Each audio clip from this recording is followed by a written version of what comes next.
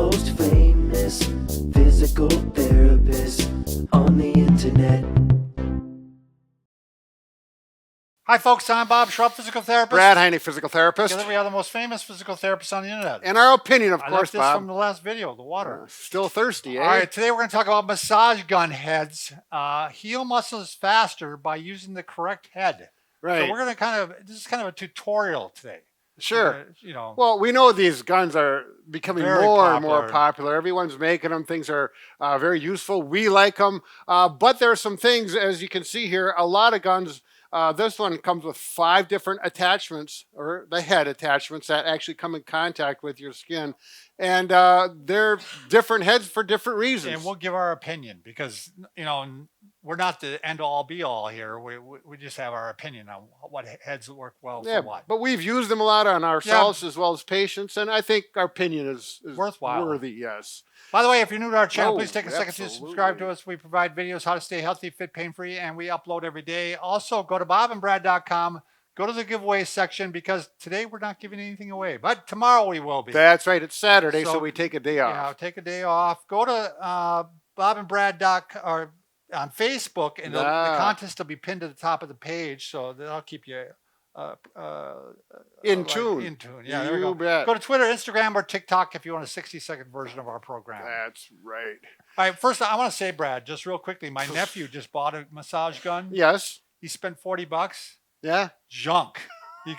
I should have talked to you first. He goes, I go. He goes, it's just junk. It was terrible. I mean, they used to be $400. Yeah, and that would be a good one. And that was a good one. Right. And now they've come down significantly, and it's to the point where we actually have our own too. Right. We think it is a good price because it's a good gun, and we even put our name on it, Bob and Brad. But it is, the price has come down. You can still get a good massage gun, but probably not for $40. Not for $40. No. No. All right, let's go to work, Brad. All right. So there's 3 variables that help decide which head to use. Number 1 is, are you using it on what size muscle mass? Sure. For example, if you're doing your hamstrings versus your elbow, you're going to use 2 different heads. Right. Also, the proximity of the massage to a bone. Sure. Even if you're doing your quadricep, which is a big muscle mass, and you get close to your patella where the tendon is, or your kneecap, that might change your choice on which head to use. Even though you got a big muscle mass here, we don't want to you're not going to use this pointy one when you get close to the bone, unless you're very careful. Let me say this about muscle mass too, Yep. Brad, that my nephew is a large guy. Sure. I mean, bulky. Yep. So he's, like, even when he does his like bicep or Sure. something like that, it's not like doing my bicep, which is hardly, I'm hitting bone here. Right, exactly. I mean, he needs a different heads probably for Right. his body than I would use. Yeah, so vary from person to person Right, on vary these. from person to person. And then the severity of the injury. If you just injured a muscle and you had a muscle strain or minor tear, you're not going to get real aggressive on it the first day or 2. You've got to let it settle down. Often what we suggest is, like, let's say you tore your muscle here. Right. We'd have you maybe massage here and here around it. Yep. Soon after, but then Exactly. eventually work you into the injury itself. Exactly. And then the tolerance of the user.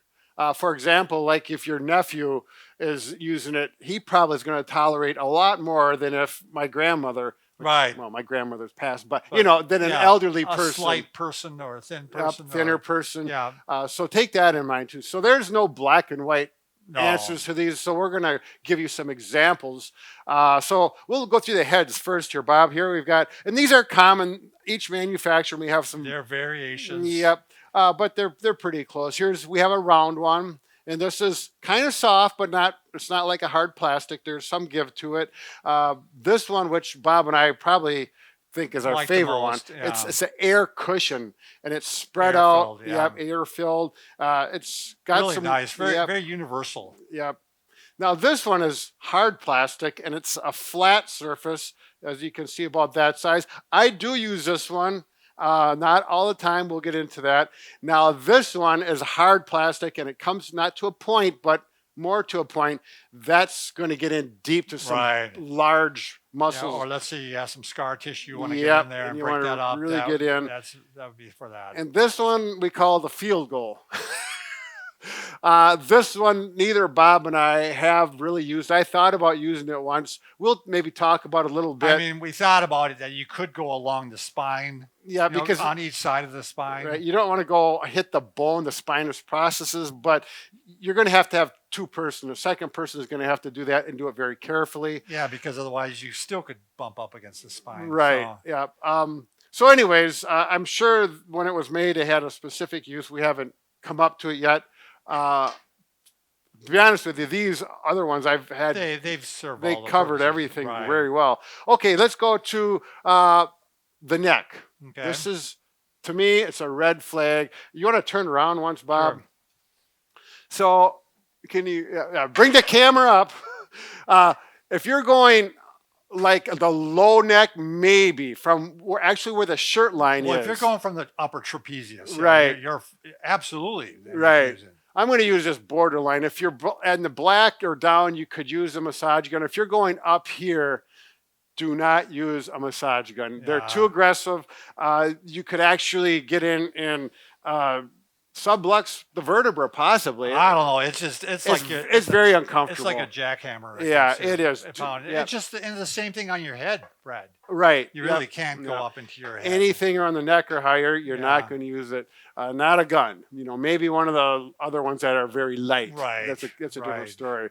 So number two, let's go to the wrist and the elbow. For a lot of people, they don't have a lot of muscle mass there. Right. If you have tennis elbow, oftentimes the point that you need to get after is close to the bone. Right. So in that situation, the round ball might be a good option. Sure. We're going to put that in there. Turn this on. There's a 3-second delay there. I want to make sure people are aware of that, because the first time I tried to turn this on, I'm like, it doesn't work. It's not an on-off switch. No, you've got to push on and hold it. Yep. On this gun, it's very common with other guns too. This one has 5 different levels of intensity. It just turned off. Now I got to push hold it for 1001, 1002. Oops. You have to leave it off for a certain amount of time. There we go. All right, I'm going to go at level 4. Now, if I go straight in like this, like if I went up here and it was pretty sore, close to the bone, I might want to go down here and I can work here. Now, the neat thing about this round head is you can change the intensity by the angle. I can go crosswise, and you can actually get a cross friction massage, which you can do with your hands manually. And then the more you go in like this, the deeper it gets. Now, this is probably too aggressive for me. I'm going to go back to here, and actually, I'm thinking I'm going to actually go to... I think the airfield. Yep, the airfield. Bob and I are on the right train of thought there. Yeah. And let's get this going now. There we go. Yep. There's there.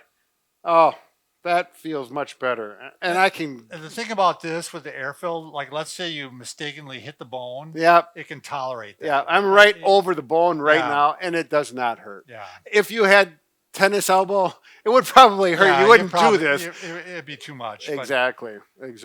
So yeah, whenever you're flirting around those bones, that especially if it's a smaller area like this, you're going to probably the airfield. I think to be, but the ball does serve a nice purpose of intense, less intense. Yep. When in doubt, I would start with the airfield. Right. That's always the go-to one for me. And then if I'm not happy with it, then I go on to something else. You see these heads just pop in and pop out, by the way. Yep. It's just the resistance interference fit. Let's go to the thigh. Sure. Or, the quadriceps or the hamstrings. Most people, much more muscle mass. Right now, I've got a hamstring issue. I'm actually almost recovered from it. But I've been using the flat one that's hard. Really? Yep.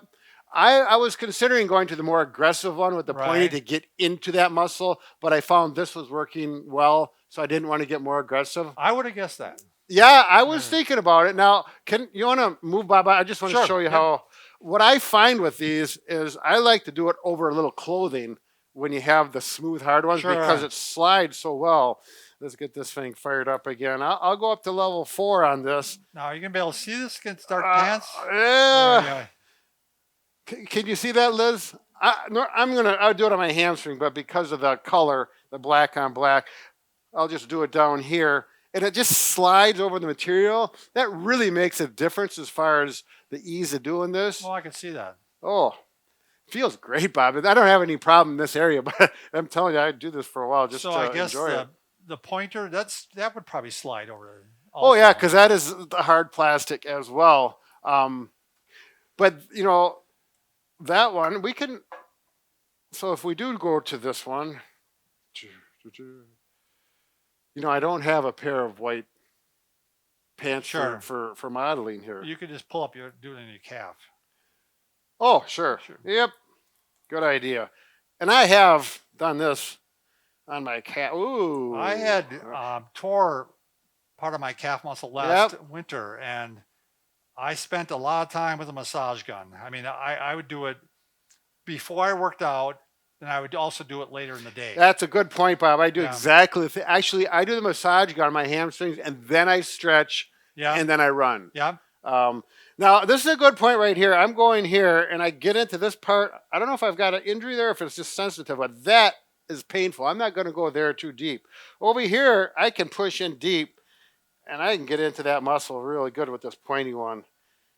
And down in here. And you can work angles with this. You'll find out after you work with this for a while what you can do and how to work it. I would like to say really there's no wrong answer to these things. You're going to experiment and find out which one works for you. Exactly. My nephew that's going to be getting one of these guns, he's a big guy, like I said, and he wants to use it prior to softball. It's a big softball. Oh. And he wants to get his muscles loose before he does that. Can I have that round one? Brad? Oh, yeah. So I had quadricep tendonitis. Oh, yes, I remember this. This was early on when we first started using the guns. And what's interesting about this, it was not getting better. I was doing everything. I was doing eccentric strengthening, all the things they tell you to do. And I started doing the massage. Yeah. And what's interesting, it didn't start getting better until I started working right onto the bone a little bit. So right where that tendon connects. You're right. It works better on the side with that. Yeah, when you get to the bone. Yeah, so I actually went over the bone, and it seemed like that's where the injury was, like the damage. The scar tissue was there, and we needed to break that up finally. And it got better, like rapidly, 90% better. Yeah. I mean, and then over time, it got 100% better. And we've had that experience with other patients, or people commenting with cross-fiction or this. It's like, it just got better real quick like that. Yeah, it did. Yeah. It's amazing. Once you break that scar tissue up, these can be used, like we said, before and after if you have an injury. For sure. To warm it up. So. Yep. Well, one more tool in the bucket, isn't it? Yeah. One last thing I was going to say. Oh, yes. We first were a little reluctant to use mechanical devices when we were seeing people. Like we used to all do it by hand. Well, yeah. And what we found is a lot of people prefer these. Right. And a lot of people end up getting them themselves then. And that's us as therapists. Your fingers don't get so wore out. Right. A few minutes working aggressively can really take your toll, especially as you get a little older, Bob. Yeah. Not that we are, but if you were an older therapist. We're elders. That means we're wise. Take care. Enjoy.